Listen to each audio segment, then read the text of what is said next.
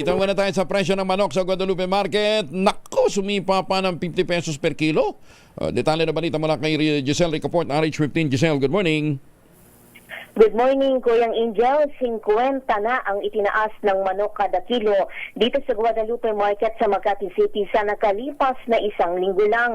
Ayon sa mga retailer, 5 piso hanggang 10 piso ang itinataas ng presyo kada araw.